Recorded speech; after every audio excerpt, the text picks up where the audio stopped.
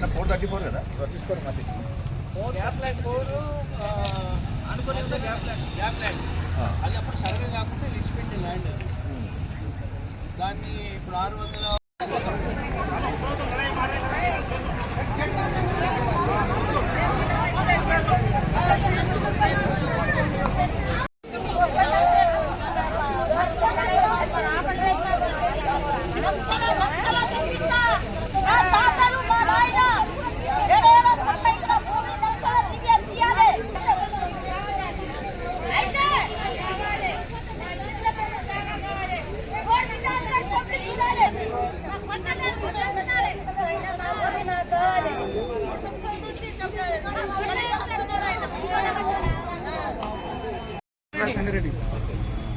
ఆమెతో మాట్లాడి ఈమని చెప్పిన ఈయనకి ఈమని చెప్తే ఇప్పటిదాకా లేదు. మళ్ళీ అలా రిప్రజెంటేషన్ ఇవ్వాల్సి వచ్చింది. రమ్మారెడ్డి సార్ ఏముంది, రాత్రి 2 గంటలకు వచ్చి పని చేస్తారు, ఇప్పుడు వచ్చి ఇస్తుంది ఏముంది వాళ్ళకి. మేము ఇంతమంది వచ్చినాము, ఏ ఒక్కరేం రాలేదు, ఎంతమంది కడుపు కాలే వాళ్ళు చూడు.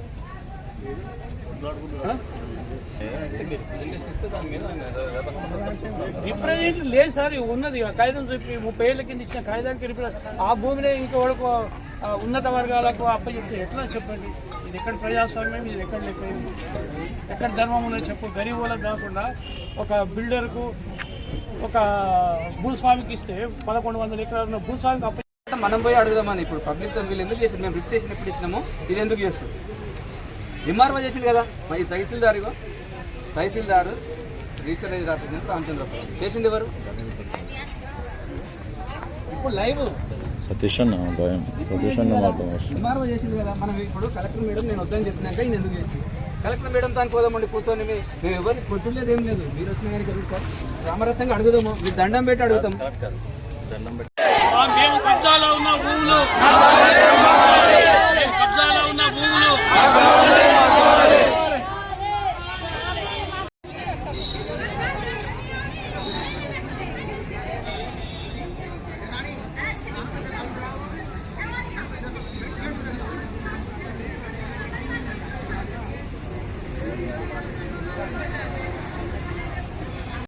వెలిమెల గ్రామం యొక్క లంబాడి తాండా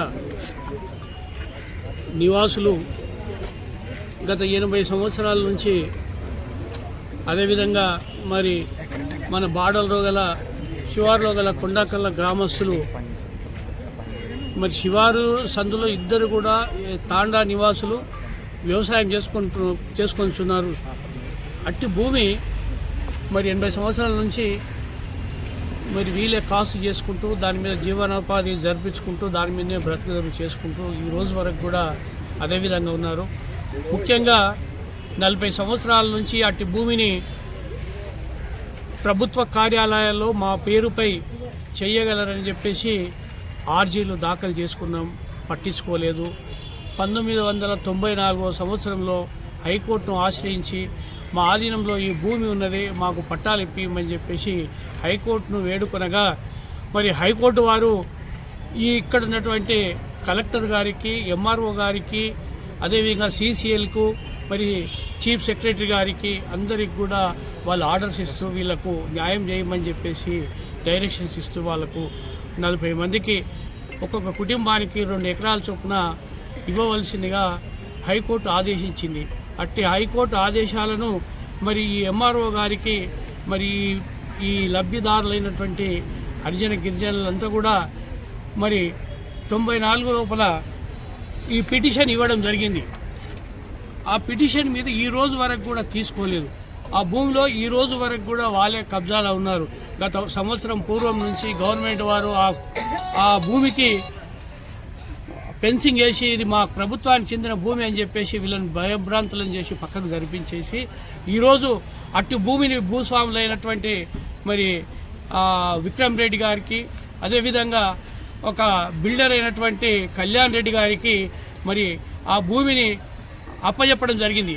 సరే, నిజానికి కూడా ప్రభుత్వ నిబంధనల ప్రకారం హెచ్ఎండి ఏరియాలో ఆ ఇక్కడ ఉన్నటువంటి భూములను ఎవరికి కూడా ఇవ్వడానికి వీల్లేదు. కానీ కానూనుకు వ్యతిరేకంగా, భూస్వాములకు అనుకూలంగా, బిల్డర్స్కు అనుకూలంగా ఈరోజు ఇచ్చి ఇక్కడ ఉన్నటువంటి హరిజన గిరిజనుల పొట్ట మీద కొట్టేసి వాళ్ళను వాళ్ళ బ్రతుకు తెరువులను నాశనం చేస్తున్నారు.